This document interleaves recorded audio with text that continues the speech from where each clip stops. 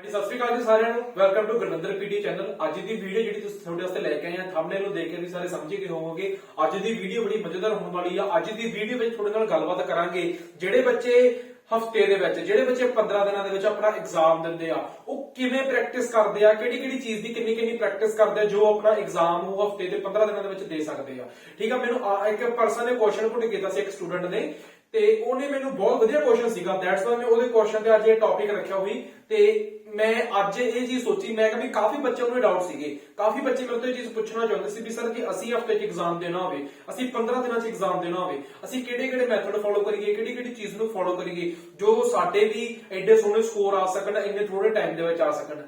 ਮੈਂ ਤੁਹਾਨੂੰ ਅੱਜ ਇੱਕ ਚੀਜ਼ ਦੱਸਣੀ ਚਾਹੁੰਦਾ। ਮੈਂ ਸਭ ਤੋਂ ਪਹਿਲੀ ਚੀਜ਼ ਆ, ਹਰੇਕ ਚੀਜ਼ ਆ, ਜਿਵੇਂ ਚਾਹੇ ਸਪੀਕਿੰਗ ਦੇ ਪਾਰਟਸ ਆ ਕੁਝ, ਚਾਹੇ ਜਿਵੇਂ ਆਪਣੇ ਰਾਈਟਿੰਗ ਦੇ ਪਾਰਟਸ ਆ, ਚਾਹੇ ਰੀਡਿੰਗ ਦੇ ਪਾਰਟਸ ਆ ਕੁਝ, ਚਾਹੇ ਲਿਸਨਿੰਗ ਦੇ ਪਾਰਟਸ ਆ, ਉਹਨਾਂ ਦਾ ਇੱਕ ਪ੍ਰੋਪਰ ਸ਼ਡਿਊਲ ਬਣਾ ਕੇ ਰੱਖਿਆ ਕਰੋ। ਵੀ ਜਿਵੇਂ ਸਪੀਕਿੰਗ ਆ, ਸਪੀਕਿੰਗ ਦੇ ਸਭ ਤੋਂ ਪਹਿਲਾਂ ਤੁਸੀਂ ਇਹ ਚੀਜ਼ ਦੇਖਣੀ ਆ ਵੀ ਸਪੀਕਿੰਗ ਦੇ ਵਿੱਚ ਤੁਹਾਨੂੰ ਪ੍ਰੋਬਲਮ ਕਿਹੜੇ ਪਾਰਟਸ ਦੇ ਵਿੱਚ ਆਉਂਦੀ ਪਈ ਆ। ਆਮ ਤੌਰ ਤੇ ਸਪੀਕਿੰਗ ਦੇ ਵਿੱਚ ਬੱਚੇ ਰੀਡ ਲਾਊਡ ਤੇ ਰਿਪੀਟ ਸੈਂਟੈਂਸ ਨੂੰ ਬਹੁਤ ਡਿਫਿਕਲਟ ਪਾਰਟ ਮੰਨਦੇ ਆ, ਤੇ ਰੀਡਾ ਲੈਕਚਰ ਤੇ ਜਿਹੜੀ ਡਿਸਕ੍ਰਾਈਬ ਇਮੇਜ ਆ ਉਹਨੂੰ ਬਹੁਤ ਈਜ਼ੀ ਪਾਰਟ ਲੈ ਕੇ ਚੱਲਦੇ ਆ, ਬਿਕੋਜ਼ ਜਦੋਂ ਉਹਨਾਂ ਦੇ ਟੈਂਪਲੇਟਸ ਯਾਦ ਹੋ ਜਾਂਦੇ ਆ ਉਹਨਾਂ ਨੂੰ ਥੋੜਾ ਜਿਹਾ ਇਗਨੋਰ ਕਰਨ ਲੱਗ ਪੈਂਦੇ ਆ। ਮੈਂ ਬੱਚਿਆਂ ਨੂੰ ਇੱਕ ਟਾਈਮ ਟੇਬਲ ਦਿੰਦਾ ਵਾ, ਮੈਂ ਬੱਚਿਆਂ ਨੂੰ ਕਹਿੰਦਾ ਹੁੰਦਾ ਵੀ ਤੁਸੀਂ ਨਾ, ਜਿਵੇਂ ਜਸਟ ਫੋਰ ਐਗਜ਼ਾਮਪਲ ਤੁਹਾਨੂੰ ਦੱਸਦਾ ਵਾ, ਜਿਵੇਂ ਰੀਡਾ ਲੈਕਚਰ ਆ, ਰੀਡਾ ਲੈਕਚਰ ਦੀ ਜਿਹੜੇ ਦਿਨ ਤੁਸੀਂ ਰੀਡਾ ਲੈਕਚਰ ਦੀ ਪ੍ਰੈਕਟਿਸ ਕਰਨੀ ਆ ਉਸ ਦਿਨ ਤੁਸੀਂ ਲਿਸਨਿੰਗ ਦੀ ਸਮਰੀ ਦੀ ਪ੍ਰੈਕਟਿਸ ਨਹੀਂ ਕਰਨੀ, ਸਮਰਾਈਜ਼ ਸਪੋਕਨ ਟੈਕਸਟ ਦੀ ਪ੍ਰੈਕਟਿਸ ਤੁਸੀਂ ਨਹੀਂ ਕਰਨੀ, ਬਿਕੋਜ਼ ਰੀਡਾ ਲੈਕਚਰ ਦੀ ਪ੍ਰੈਕਟਿਸ ਕੀਤੀ, ਲਿਸਨਿੰਗ ਦੀ ਸਮਰੀ ਦੀ ਪ੍ਰੈਕਟਿਸ ਕੀਤੀ,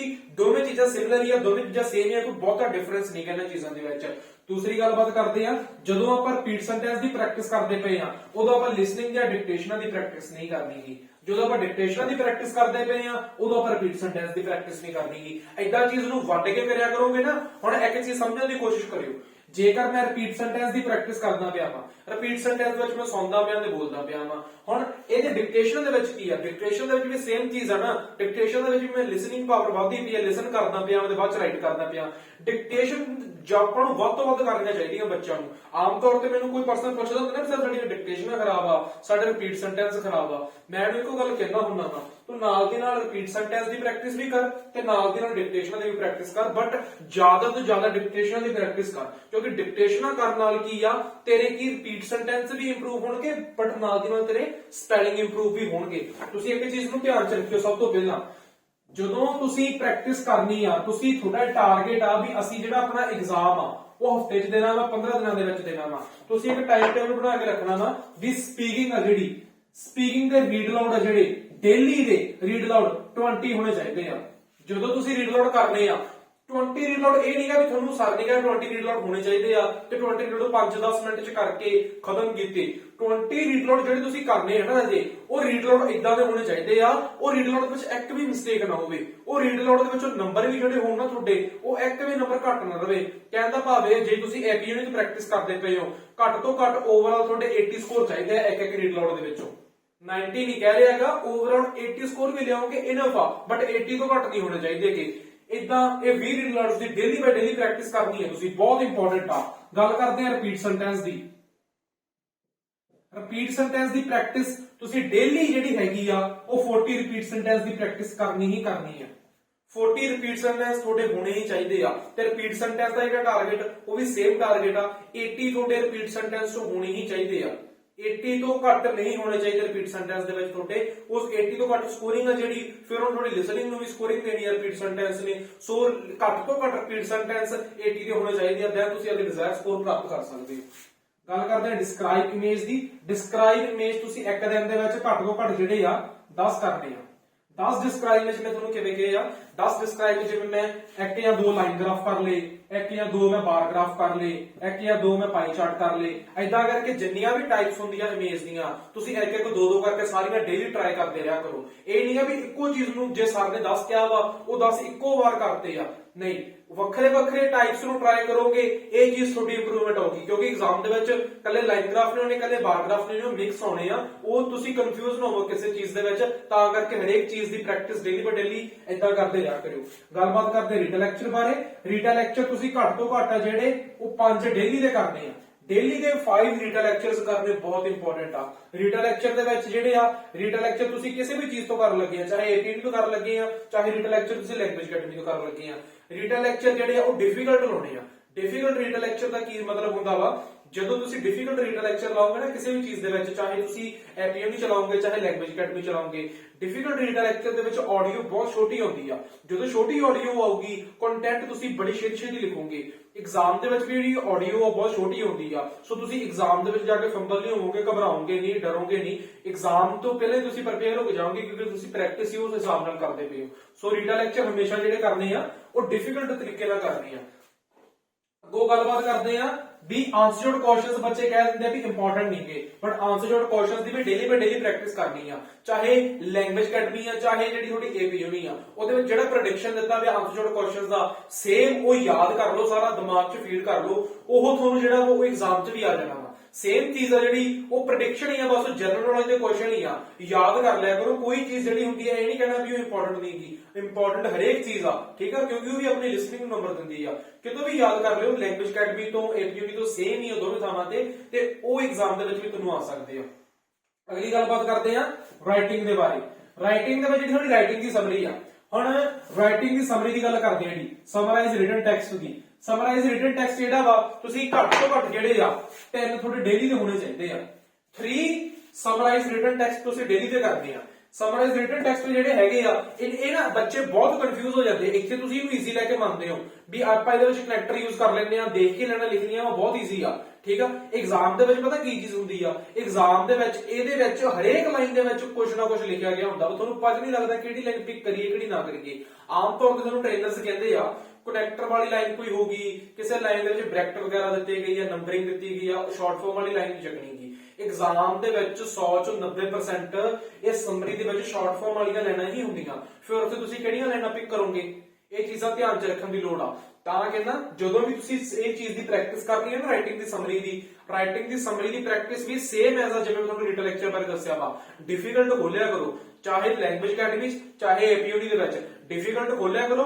ਡਿਫਿਕਲਟ ਖੋਲ ਕੇ ਕੀ ਚੀਜ਼ ਹੋਊਗੀ ਡਿਫਿਕਲਟ ਦੇ ਵਿੱਚ ਲਾਈਨਾਂ ਜਿਹੜੀਆਂ ਹੋਣਗੀਆਂ ਨਾ ਸਮਰੀ ਦੀਆਂ, ਸਮਰਾਈਜ਼ ਰਿਟਨ ਟੈਕਸਟ ਦੀਆਂ ਬਹੁਤ ਡਿਫਿਕਲਟ ਹੋਣਗੀਆਂ।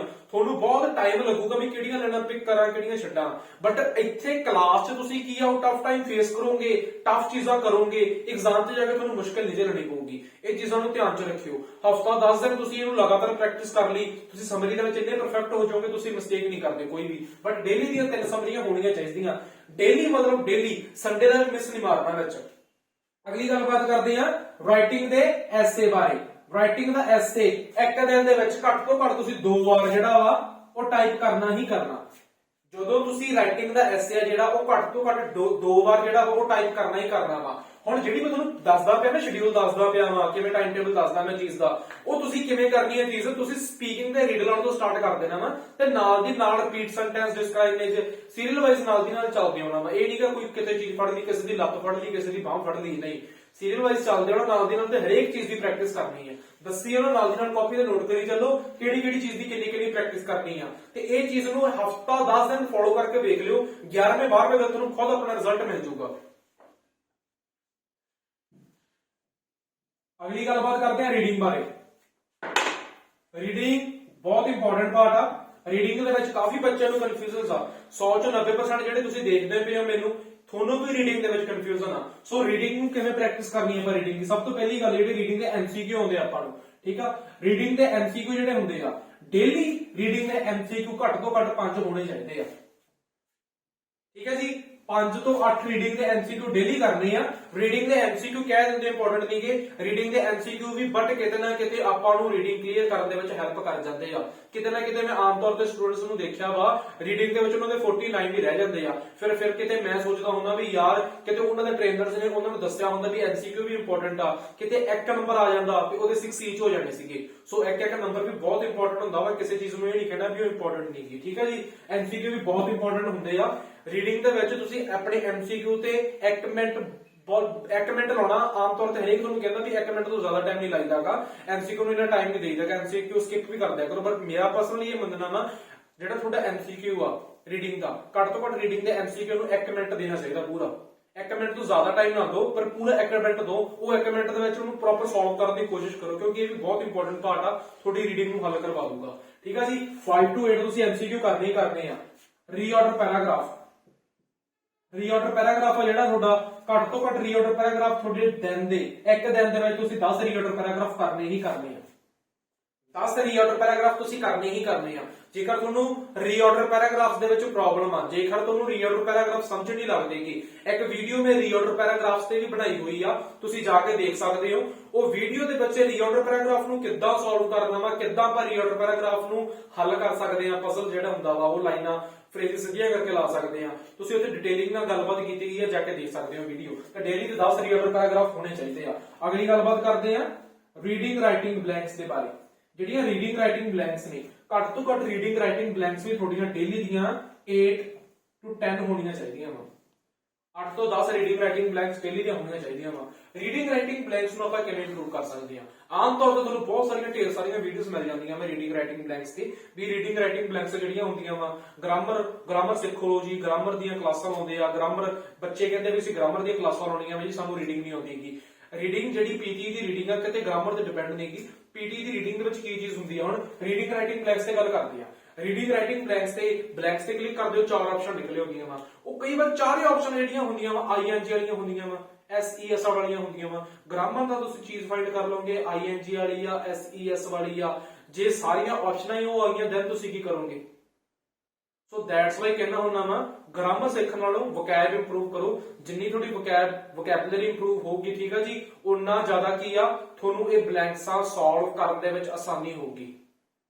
ਜ਼ਿਆਦਾ ਤੋਂ ਜ਼ਿਆਦਾ ਇਹ ਚੀਜ਼ ਸਮਝਣ ਦੀ ਕੋਸ਼ਿਸ਼ ਕਰੋ, ਜ਼ਿਆਦਾ ਤੋਂ ਜ਼ਿਆਦਾ ਇਹ ਚੀਜ਼ ਨੂੰ ਸਿੱਖਣ ਦੀ ਕੋਸ਼ਿਸ਼ ਕਰੋ, ਉਨੀ ਜ਼ਿਆਦਾ ਤੁਹਾਡੀ ਇੰਪਰੂਵਮੈਂਟ ਹੋਊਗੀ। ਜਿੰਨਾ ਟਾਈਮ ਆਪਾਂ ਨੂੰ ਕਿਸੇ ਵਰਡ ਦਾ ਮਤਲਬ ਨਹੀਂ ਨਾ ਪਤਾ ਹੁੰਦਾਗਾ, ਉਦੋਂ ਤੱਕ ਆਪਾਂ ਨੂੰ ਬਲੈਂਕਸ ਸੋਲਵ ਕਰਨ ਦੇ ਵਿੱਚ ਪ੍ਰੋਬਲਮ ਆਉਂਦੀ ਹੀ ਆਉਂਦੀ ਆ। ਜੇਕਰ ਤੁਹਾਨੂੰ ਮੈਂ ਰਾਈਟਿੰਗ ਬਲੈਂਕਸ ਕਿਹਾ ਵਾ 8 ਤੋਂ 10 ਕਰਨੀਆਂ ਵਾ ਡੇਲੀ ਦੀਆਂ, ਉਹ 8 ਤੋਂ 10 ਬਲੈਂਕਸ ਜਿਹੜੀ ਤੁਸੀਂ ਰੀਡਿੰਗ ਦੀਆਂ ਕਰਨੀਆਂ ਵਾ। ਜਿੰਨੇ ਉਹਨਾਂ ਦੇ ਸਪੈਲਿੰਗ ਤੁਹਾਨੂੰ ਨਹੀਂ ਮਤਲਬ ਪਤਾਗੇ, ਜਿੰਨੇ ਦੇ ਗਲਤ ਹੋਈ ਜਾਂਦੇ ਆਨਸਰ, ਤੁਸੀਂ ਇੱਕ ਕਾਪੀ ਤੇ ਨੋਟ ਕਰੀ ਚੱਲਿਆ ਕਰੋ ਡੇਲੀ ਬਾਈ ਡੇਲੀ ਉਹਨਾਂ ਨੂੰ। ਉਹ ਕਾਪੀ ਤੇ ਨੋਟ ਕਰਕੇ ਜਿੰਨੇ ਵਰਡਸ ਗਲਤ ਹੋਏ ਆ ਤੇ ਜਿੰਨੇ ਵਰਡਸ ਦਾ ਮਤਲਬ ਨਹੀਂ ਪਤਾ, ਗੂਗਲ ਤੇ ਸਰਚ ਕਰਿਆ ਕਰੋ ਬਾਅਦ ਦੇ ਵਿੱਚ। ਤੁਸੀਂ ਜਿੰਨਾ ਤੁਹਾਨੂੰ ਦੱਸਣ ਲੱਗਾ ਨਾ ਕੰਮ, ਇਹ ਵੱਧ ਤੋਂ ਵੱਧ 1.5 ਘੰਟੇ 2 ਘੰਟੇ ਦੇ ਵਿੱਚ ਤੁਹਾਡਾ ਕੰਪਲੀਟ ਹੋ ਜਾਇਆ ਕਰਨਾ ਵਾ। ਲਗਾਤਾਰ ਕਰਿਆ ਕਰੋਗੇ, ਹੱਦ ਤੋਂ ਵੱਧ 2 ਘੰਟੇ ਲਾ ਕੇ ਕੰਮ ਕੰਪਲੀਟ ਹੋ ਜਾਇਆ ਕਰਨਾ। 2 ਘੰਟੇ ਇਨਫ ਆ ਪ੍ਰੈਕਟਿਸ ਵਾਸਤੇ ਘਰ ਬੈਠ ਕੇ।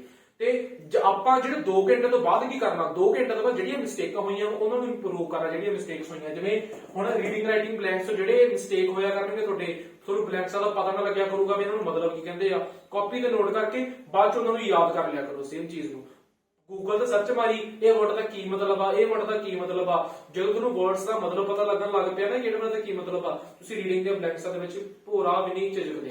ਤੁਹਾਨੂੰ ਰੀਡਿੰਗ ਦੇ ਬਲੈਂਕਸਾਂ ਸੋਲਵ ਕਰਨੀਆਂ ਬਹੁਤ ਆਸਾਨੀ ਹੋਊਗੀ ਉਹਨਾਂ ਦੇ ਵਿੱਚ। ਠੀਕ ਹੈ ਜੀ। ਸੋ ਇਹ ਚੀਜ਼ ਦਾ ਧਿਆਨ ਰੱਖਿਓ ਸਾਰੇ ਬੱਚੇ। ਅਗਲੀ ਗੱਲ ਆ ਰੀਡਿੰਗ ਦੇ ਫਿਲ ਇਨ ਦੀ ਬਲੈਂਕਸ ਦੀ। ਹੁਣ ਰੀਡਿੰਗ ਦੇ ਫਿਲ ਇਨ ਦੀ ਬਲੈਂਕਸ ਵੀ ਸੇਮ ਚੀਜ਼ ਆ, ਤੁਸੀਂ ਉਦਾਂ ਹੀ ਪ੍ਰੈਕਟਿਸ ਕਰਨੀ ਹੈ ਜਿਵੇਂ ਰੀਡਿੰਗ ਰਾਈਟਿੰਗ ਬਲੈਂਕਸ ਦੱਸਿਆ ਤੁਹਾਨੂੰ। 8 to 10 ਬਲੈਂਕਸ ਰੀਡਿੰਗ ਦੀਆਂ ਹੋਣੀਆਂ ਚਾਹੀਦੀਆਂ ਤੁਹਾਡੀਆਂ ਇਹ ਰੀਡਿੰਗ ਰਾਈਟਿੰਗ ਬਲੈਂਕਸ ਦੇ ਨਾਲ। ਅਗਲੀ ਗੱਲ ਲਿਸਨਿੰਗ ਦੇ ਬਾਰੇ ਕਰਦੇ ਹਾਂ।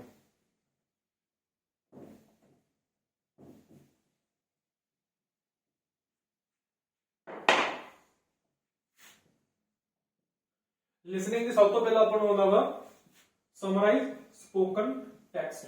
ਸਮਰਾਈਜ਼ ਸਪੋਕਨ ਟੈਕਸਟ ਮੈਂ ਤੁਹਾਨੂੰ ਪਹਿਲਾਂ ਦੱਸ ਕੇ ਗਿਆ ਹਾਂ, ਸੇਮ ਐਜ਼ ਉਹ ਕਿਹੜੀ ਚੀਜ਼ ਹੁੰਦੀ ਹੈ, ਰੀਟਾ ਲੈਕਚਰ ਵਾਂਗ ਹੁੰਦੀ ਹੈ। ਜਿਹੜੇ ਦਿਨ ਤੁਸੀਂ ਰੀਟਾ ਲੈਕਚਰ ਦੀ ਪ੍ਰੈਕਟਿਸ ਕਰਨੀ ਹੈ, ਹੁਣ ਰੀਟਾ ਲੈਕਚਰ ਆ, ਤੁਸੀਂ ਇੱਕ ਦਿਨ ਦੇ ਵਿੱਚ ਰੀਟਾ ਲੈਕਚਰ 10 ਕਰ ਲਓ, ਠੀਕ ਹੈ ਜੀ। ਉਸ ਦਿਨ ਤੁਸੀਂ ਇਹ ਚੀਜ਼ ਦੀ ਪ੍ਰੈਕਟਿਸ ਘੱਟ ਕਰ ਦਿਓ, ਔਰ ਇਹਦੀ ਪ੍ਰੈਕਟਿਸ ਵੱਧ ਕਰ ਦਿਓ, ਉਹਦੀ ਪ੍ਰੈਕਟਿਸ ਘੱਟ ਕਰ ਦਿਓ ਥੋੜੀ ਜਿਹੀ ਇੱਕ ਦਿਨ ਵਾਸਤੇ। ਇਦਾਂ ਕਰਕੇ ਤੁਸੀਂ ਦੋਵੇਂ ਚੀਜ਼ਾਂ ਦੇ ਵਿੱਚ ਐਡਜਸਟ ਕਰ ਸਕਦੇ ਹੋ, ਬਿਕੋਜ਼ ਦੋਵੇਂ ਚੀਜ਼ਾਂ ਕਿਤੇ ਨਾ ਕਿਤੇ ਸੇਮ ਹੋ ਜਾਂਦੀਆਂ ਨੇ ਕਿ ਇਹ ਚੀਜ਼ਾਂ ਦੇ ਵਿੱਚ ਕੋਈ ਜ਼ਿਆਦਾ ਜਿਹੜੀ ਪ੍ਰੋਬਲਮ ਨਹੀਂ ਹੈ। ਤੇ ਘੱਟ ਤੋਂ ਘੱਟ ਜਿਹੜੀ ਸਮਰੀਆਂ ਹੁੰਦੀਆਂ ਇਹ ਸਮਰੀ ਜਿਹੜੀ ਲਿਸਨਿੰਗ ਦੀ ਸਮਰੀ ਆ, ਘੱਟ ਤੋਂ ਘੱਟ ਤੁਹਾਨੂੰ 5 ਡੇਲੀ ਦੀਆਂ ਕਰਨੀਆਂ ਚਾਹੀਦੀਆਂ ਵਾ, ਕਿਉਂਕਿ ਬਹੁਤ ਇੰਪੋਰਟੈਂਟ ਆ। ਇਹਦੇ ਬਹੁਤ ਜ਼ਿਆਦਾ ਨੰਬਰ ਆ ਤੇ ਬੱਚੇ ਬਹੁਤ ਜ਼ਿਆਦਾ ਮਿਸਟੇਕਸ ਇਹਦੇ ਵਿੱਚ ਕਰਦੇ ਆ। ਲਿਸਨਿੰਗ ਦੀ ਸਮਰੀ ਦੇ ਵਿੱਚ ਇੱਕ ਚੀਜ਼ ਧਿਆਨ 'ਚ ਰੱਖਿਓ, ਲਿਸਨਿੰਗ ਦੀ ਸਮਰੀ ਦੇ ਵਿੱਚ ਕਦੇ ਵੀ ਨਹੀਂ ਉਹ ਵਰਡ ਲਿਖੀਦਾ ਹੁੰਦਾ ਵਾ ਜਿਹੜੇ ਵਰਡ ਦੇ ਵਿੱਚ ਤੁਸੀਂ ਕਨਫਿਊਜ਼ ਆ। ਮੈਨੂੰ 99% ਸ਼ੋਰ ਆ ਵੀ ਇਹ ਵਰਡ ਸਹੀ ਆ, ਬਟ ਕਿਤੇ ਨਾ ਕਿਤੇ 1% ਮੈਨੂੰ ਕਨਫਿਊਜ਼ਨ ਆਈ ਯਾਰ ਗਲਤ ਨਾ ਹੋ ਜੇ, ਮੈਂ ਉਹ ਵਰਡ ਲਿਖਣਾ ਹੀ ਨਹੀਂ। ਜਿੱਥੇ ਤੁਸੀਂ 1% ਅੱਧਾ % ਵੀ ਕਨਫਿਊਜ਼ ਹੋ ਨਾ, ਤੁਸੀਂ ਉਹ ਵਰਡ ਲਿਖਣਾ ਹੀ ਨਹੀਂ। ਸੋ ਇਹ ਲਿਸਨਿੰਗ ਦੀ ਸਮਰੀ ਦਾ ਰੂਲ ਆ। ਜਦੋਂ ਤੁਸੀਂ ਲਿਸਨਿੰਗ ਦੀ ਸਮਰੀ ਦੇ ਵਿੱਚ 100% ਕਨਫਰਮ ਆ ਤੁਸੀਂ ਵੀ ਇਹ ਸਹੀ ਆ, ਉਦੋਂ ਤੁਸੀਂ ਉਹਦਾ ਆਨਸਰ ਚੂਜ਼ ਕਰਨਾ, ਉਦੋਂ ਤੁਸੀਂ ਆਨਸਰ ਉਹਦਾ ਲਾਉਣਾ, ਠੀਕ ਹੈ ਜੀ। ਉਦੋਂ ਤੁਸੀਂ ਉਹ ਕੀਵਰਡ ਲਿਖ ਦਿਆ ਕਰਿਓ, ਡਨ ਆ। ਜਿਹੜੇ ਦੇ ਵਿੱਚ ਤੁਸੀਂ ਕਨਫਿਊਜ਼ ਹੋ ਲਿਖਣਾ ਹੀ ਨਹੀਂ। ਅਗਲੀ ਗੱਲਬਾਤ ਕਰਦੇ ਆ MCQ ਬਾਰੇ। MCQs ਦੀ ਪ੍ਰੈਕਟਿਸ ਆ ਜਿਹੜੀ ਉਹ ਤੁਸੀਂ ਨਾਰਮਲੀ ਕਰਿਆ ਕਰੋ, ਵੱਧ ਤੋਂ ਵੱਧ 4 ਤੋਂ 5 MCQ ਜਿਹੜੇ ਆ ਉਹ ਇਨਫ ਆ। 4 ਤੋਂ 5 MCQ ਆਪਾਂ ਨੂੰ ਕਰਨੇ ਚਾਹੀਦੇ ਆ, ਇਹ ਵੀ ਬਹੁਤ ਇੰਪੋਰਟੈਂਟ ਚੀਜ਼ ਆ, ਕਿਉਂਕਿ MCQ ਜਿੰਨਾ ਟਾਈਮ ਆਡੀਓ ਚੱਲਦੀ ਪਈ ਨੈਕਸਟ ਕਰ ਨਹੀਂ ਸਕਦੇ ਜੀ। ਐਗਜ਼ਾਮ ਦੇ ਵਿੱਚ ਵੀ ਸੇਮ ਚੀਜ਼ ਆ, ਜਿੰਨਾ ਟਾਈਮ ਆਡੀਓ ਚੱਲਦੀ ਪਈ ਆ MCQ ਸੁਣਨਾ ਹੀ ਸੁਣਨਾ ਵਾ, ਉਦੋਂ ਚੰਗਾ ਵੀ ਧਿਆਨ ਨਾਲ ਸੁਣ ਕੇ ਉਹਦਾ ਆਨਸਰ ਲਾ ਦਈਏ, ਠੀਕ ਆ ਜੀ। ਸੋ 4 ਤੋਂ 5 MCQ ਵੀ ਡੇਲੀ ਪ੍ਰੈਕਟਿਸ ਕਰਿਓ, ਇੰਪਰੂਵਮੈਂਟ ਦਾ ਕਾਰਨ ਬਣਨਗੇ ਤੁਹਾਡੇ ਵੀ। ਹੁਣ ਬਲੈਂਕਸ ਦੀ ਗੱਲ ਕਰਦੇ ਆ, ਲਿਸਨਿੰਗ ਦੀ ਬਲੈਂਕਸ ਸਾਡੇ ਲਿਸਨਿੰਗ ਦੇ ਫਿਲਿੰਗ ਦੀ ਬਲੈਂਕਸ, ਇਹਨਾਂ ਦੀ ਪ੍ਰੈਕਟਿਸ ਘੱਟ ਤੋਂ ਘੱਟ 8 ਤੋਂ 10 ਹੋਣੀ ਚਾਹੀਦੀ ਆ। ਇੱਕ ਦਿਨ ਦੇ ਵਿੱਚ 8 ਤੋਂ 10 ਬਲੈਂਕਸਾਂ ਦੀ ਪ੍ਰੈਕਟਿਸ ਤੁਸੀਂ ਕਰਨੀ ਆ। ਇਹ ਬਲੈਂਕਸਾਂ ਦੇ ਵਿੱਚ ਜਿਹੜੇ ਸਪੈਲਿੰਗ ਤੁਹਾਡੇ ਗਲਤ ਹੁੰਦੇ ਆ, ਜਿਹੜੇ ਸਪੈਲਿੰਗ ਤੁਹਾਨੂੰ ਪਤਾ ਨਹੀਂ ਲੱਗਦਾਗਾ ਜਾਂ SES ਦੀ ਵੀ ਮਿਸਟੇਕ ਹੁੰਦੀ ਆ, ਉਹ ਸਪੈਲਿੰਗਸ ਨੂੰ ਡੇਲੀ ਬਾਈ ਡੇਲੀ ਆਪਣੀ ਕਾਪੀ ਤੇ ਨੋਟ ਕਰਿਆ ਕਰਿਓ। ਇਹ ਚੀਜ਼ਾਂ ਨਾਲ ਬਹੁਤ ਇੰਪਰੂਵਮੈਂਟ ਹੋਊਗੀ ਤੁਹਾਡੀ, ਤੇ ਪ੍ਰੈਡਿਕਸ਼ਨ ਕਰਨਾ ਵਾ ਯੂਨੀਟ ਤੋਂ। ਤੇ ਇਹ ਸਾਰੀਆਂ ਬਲੈਂਕਸਾਂ ਇੱਕ ਦਿਨ ਦੇ ਵਿੱਚ 8-10 ਬਲੈਂਕਸਾਂ ਤੁਸੀਂ ਕੀਤੀਆਂ ਨਾ, ਤੁਸੀਂ ਦੇਖਿਓ ਹਫਤੇ 10 ਦਿਨਾਂ ਦੇ ਵਿੱਚ ਤੁਹਾਡੀ ਇੰਪਰੂਵਮੈਂਟ ਕਿੰਨੀ ਜ਼ਿਆਦਾ ਹੁੰਦੀ ਬਲੈਂਕਸਾਂ ਦੇ ਵਿੱਚ। ਤੁਸੀਂ ਖੁਦ ਕਹੋਗੇ ਵੀ ਸਾਡੀਆਂ ਬਲੈਂਕਸਾਂ ਗਲਤ ਹੋਣੀ ਹਟ ਗਈਆਂ। ਅਗਲੀ ਗੱਲਬਾਤ ਕਰਦੇ ਆ ਜਿਹੜੇ ਤੁਹਾਡੇ MCQ, ਸਾਰੇ MCQ ਦੀ ਇਕੱਠੀ ਗੱਲ ਕਰ ਦਿੰਦੇ ਆ। ਜਿਵੇਂ MCQ ਤੁਹਾਨੂੰ ਮੈਂ ਦੱਸਿਆ ਵਾ, ਹਰੇਕ MCQ ਜਿਹੜਾ ਲਿਸਨਿੰਗ ਦਾ ਵਾ ਉਹ MCQ ਦੀ 4 ਤੋਂ 5 ਜਿਹੜੇ ਪ੍ਰੈਕਟਿਸ ਕਰਨੇ ਆ, ਜਿੰਨੇ ਵੀ ਟਾਈਪਸ ਦੇ MCQ ਆ। ਅਗਲੀ ਗੱਲਬਾਤ ਕਰਦੇ ਆ ਹਾਈਲਾਈਟ ਇਨਕਰੈਕਟ ਦੇ ਬਾਰੇ। ਹਾਈਲਾਈਟ ਇਨਕਰੈਕਟ ਵਰਡ, ਜਿਹੜਾ ਤੁਹਾਡਾ ਹਾਈਲਾਈਟ ਇਨਕਰੈਕਟ ਵਰਡ ਹੈ ਜੀ। ਹੁਣ ਹਾਈਲਾਈਟ ਇਨਕਰੈਕਟ ਵਰਡ ਦਾ ਜਿਹੜਾ ਤੁਹਾਡੇ ਆਮ ਤੌਰ ਤੇ ਬੱਚੇ ਕਹਿੰਦੇ ਵੀ ਹਾਈਲਾਈਟ ਇਨਕਰੈਕਟ ਵਰਡ ਇੰਨਾ ਡਿਫਿਕਲਟ ਪਾਰਟ ਨਹੀਂਗਾ, ਬਹੁਤ ਘੱਟ ਪ੍ਰੈਕਟਿਸ ਕਰਦੇ ਬੱਚੇ ਉਹਨਾਂ ਦੀ ਕਲਾਸ ਦੇ ਵਿੱਚ, ਬਟ ਮੈਂ ਆਪਣੇ ਸਟੂਡੈਂਟਸ ਨੂੰ ਬਹੁਤ ਜ਼ਿਆਦਾ ਪ੍ਰੈਕਟਿਸ ਜਿਹੜੀ ਹਾਈਲਾਈਟ ਇਨਕਰੈਕਟ ਦੀ ਕਰਵਾਉਣਾ। ਰੀਜ਼ਨ ਕੀ ਆ? ਕਿਉਂਕਿ ਹਾਈਲਾਈਟ ਇਨਕਰੈਕਟ ਐਗਜ਼ਾਮ ਦੇ ਵਿੱਚ ਬਹੁਤ ਡਿਫਿਕਲਟ ਆਉਂਦੇ ਆ।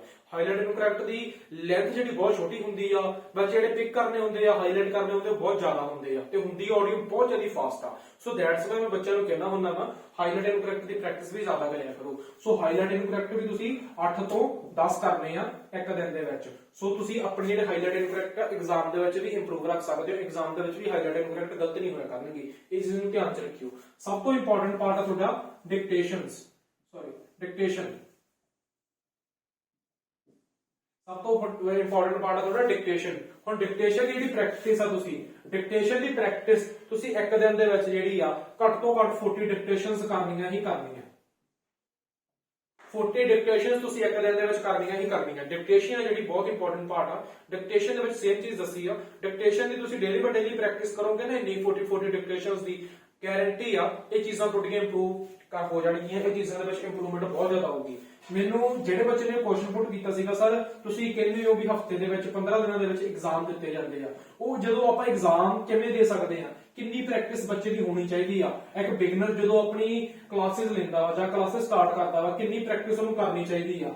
ਜ਼ਰੂਰੀ ਨਹੀਂਗਾ ਤੁਸੀਂ 15 ਦਿਨਾਂ ਦੇ ਵਿੱਚ ਐਗਜ਼ਾਮ ਦੇਣਾ ਵਾ, ਤੁਸੀਂ ਹਫਤੇ ਦੇ ਵਿੱਚ ਐਗਜ਼ਾਮ ਦੇਣਾ, ਤੁਸੀਂ ਤਾਂ ਹੀ ਇਹ ਪ੍ਰੈਕਟਿਸ ਕਰਨੀ ਆ। ਵੈਸੇ ਵੀ ਤੁਸੀਂ ਜੇਕਰ ਬਿਗਨਰ ਹੋ ਜਾਂ ਤੁਹਾਨੂੰ ਥੋੜਾ ਬਹੁਤ ਟਾਈਮ ਹੋ ਗਿਆ ਵਾ, ਜਾਂ ਤੁਸੀਂ ਘਰ ਬੈਠ ਕੇ ਪ੍ਰੈਕਟਿਸ ਕਰਨਾ ਚਾਹੁੰਦੇ ਹੋ, ਜੋ ਤੁਹਾਨੂੰ ਚੀਜ਼ਾਂ ਸਮਝਾਈਆਂ ਵਾ, ਰੀਡ ਅਲਾਉਡ ਦੀ ਕਿੰਨੀ ਪ੍ਰੈਕਟਿਸ ਕਰਨੀ ਆ, ਕਿਹੜੀ ਚੀਜ਼ ਦੀ ਕਿੰਨੀ ਪ੍ਰੈਕਟਿਸ ਕਰਨੀ ਆ, ਤੁਸੀਂ ਧਿਆਨ ਨਾਲ ਹਰੇਕ ਚੀਜ਼ ਦੀ ਉਨੀ ਪ੍ਰੈਕਟਿਸ ਕਰੋਗੇ, ਠੀਕ ਆ। ਉਹ ਚੀਜ਼ ਕੀ ਆ, ਇੱਕ ਇੰਪਰੂਵਮੈਂਟ ਦਾ ਕਾਰਨ ਬਣਨੀ ਆ। ਜੇਕਰ ਕਿਸੇ ਚੀਜ਼ ਦੇ ਵਿੱਚ ਤੁਹਾਨੂੰ ਪ੍ਰੋਬਲਮ ਆਉਂਦੀ ਪਈ ਆ, ਕਿਸੇ ਵੀ ਤਰੀਕੇ ਦੀ ਪ੍ਰੋਬਲਮ ਆਉਂਦੀ ਪਈ ਆ, ਚਾਹੇ ਉਹ ਰੀਡਿੰਗ ਆ, ਚਾਹੇ ਤੁਹਾਡੀ ਲਿਸਨਿੰਗ ਆ, ਚਾਹੇ ਸਪੀਕਿੰਗ ਆ, ਚਾਹੇ ਰਾਈਟਿੰਗ ਆ, ਤੁਸੀਂ ਮੈਨੂੰ ਕਮੈਂਟ ਸੈਕਸ਼ਨ ਦੇ ਵਿੱਚ ਪੁੱਛ ਸਕਦੇ ਹੋ। ਕਮੈਂਟ ਸੈਕਸ਼ਨ ਦੇ ਵਿੱਚ ਤੁਸੀਂ ਗੱਲਬਾਤ ਕਰਨਾ ਕਰ ਸਕਦੇ ਹੋ, ਤੁਸੀਂ ਆਪਦਾ ਸੁਝਾਅ ਮੈਨੂੰ ਦੇ ਸਕਦੇ ਹੋ, ਤੁਸੀਂ ਮੈਨੂੰ ਪੁੱਛ ਸਕਦੇ ਹੋ ਕੁਐਸਚਨਸ। ਮੈਂ ਤੁਹਾਨੂੰ ਜ਼ਰੂਰ ਤੁਹਾਡੇ ਕਮੈਂਟ ਦਾ ਰਿਪਲਾਈ ਦਊਂਗਾ। ਹੋ ਸਕਦਾ ਵਾ ਜਿਵੇਂ ਅੱਜ ਦੀ ਵੀਡੀਓ ਕਿਸੇ ਪਰਸਨ ਨੇ, ਕਿਸੇ ਸਟੂਡੈਂਟ ਨੇ ਮੈਨੂੰ ਕਮੈਂਟ ਕੀਤਾ ਸੀਗਾ, ਉਹ ਟੌਪਿਕ ਰੱਖਤਾ ਅੱਜ ਮੈਂ, ਕਿਉਂਕਿ ਕਾਫੀ ਬੱਚਿਆਂ ਨੂੰ ਨੀਡ ਸੀਗੀ ਇਹ ਚੀਜ਼ ਦੀ। ਜੇਕਰ ਤੁਹਾਡਾ ਕੁਐਸਚਨ ਵੀ ਇਦਾਂ ਦਾ ਹੋਇਆ ਤੇ ਹੋ ਸਕਦਾ ਮੈਂ ਅਗਲਾ ਟੌਪਿਕ ਜਿਹੜਾ ਉਹ ਤੁਹਾਡਾ ਕੁਐਸਚਨ ਹੀ ਰੱਖਾਂ। ਜੇਕਰ ਤੁਸੀਂ ਮੇਰੇ ਤੋਂ ਪਰਸਨਲ ਕਲਾਸਿਸ ਲੈਣਾ ਚਾਹੁੰਦੇ ਹੋ, ਡਿਸਕ੍ਰਿਪਸ਼ਨ ਦੇ ਵਿੱਚ ਮੇਰਾ ਨੰਬਰ ਮੈਂਸ਼ਨ ਆ, ਤੁਸੀਂ ਮੈਨੂੰ ਕਾਲ ਕਰ ਸਕਦੇ ਹੋ, WhatsApp ਕਰ ਸਕਦੇ ਹੋ, ਤੁਸੀਂ ਮੇਰੇ ਤੋਂ ਪਰਸਨਲ ਕਲਾਸਿਸ ਲੈਣ ਲਈ। ਜੇਕਰ ਸਾਡੀ ਵੀਡੀਓ ਵਧੀਆ ਲੱਗਦੀ ਹੁੰਦੀ ਹੈ ਤੇ ਵੀਡੀਓ ਨੂੰ ਪਲੀਜ਼ ਲਾਈਕ ਕਰ ਦਿਆ ਕਰੋ, ਦੋਸਤ ਮਿੱਤਰਾਂ ਨਾਲ ਸ਼ੇਅਰ ਜ਼ਰੂਰ ਕਰ ਦਿਆ ਕਰੋ, ਕਿਉਂਕਿ ਉਹਨਾਂ ਨੂੰ ਵੀ ਬਹੁਤ ਸਾਰੀਆਂ ਚੀਜ਼ਾਂ ਜਿਹੜੀਆਂ ਸਿੱਖਣ ਨੂੰ ਮਿਲ ਜਾ ਕਰਨਗੀਆਂ। ਸਾਡੀਆਂ ਵੀਡੀਓ ਡੇਲੀ ਦੇਖਣਾ ਚਾਹੁੰਦੇ ਹੋ ਤੇ ਗੁਰਵਿੰਦਰ ਪੀਟੀ ਦੇ ਚੈਨਲ ਨੂੰ ਸਬਸਕ੍ਰਾਈਬ ਕਰ ਦਿਓ ਤੇ ਨੋਟੀਫਿਕੇਸ਼ਨ ਬੈਲ ਨੂੰ ਔਨ ਕਰ ਦਿਓ, ਜੋ ਕਿ ਤੁਸੀਂ ਸਾਡੀ ਕੋਈ ਵੀ ਵੀਡੀਓ ਦੇਖਣੀ ਮਿਸ ਨਾ ਕਰ ਪਾਓ। ਠੀਕ ਹੈ ਜੀ, ਅਗਲੀ ਵੀਡੀਓ ਤੁਹਾਡੇ ਵਾਸਤੇ ਲੈ ਕੇ ਆਵਾਂਗੇ। Thank you so much.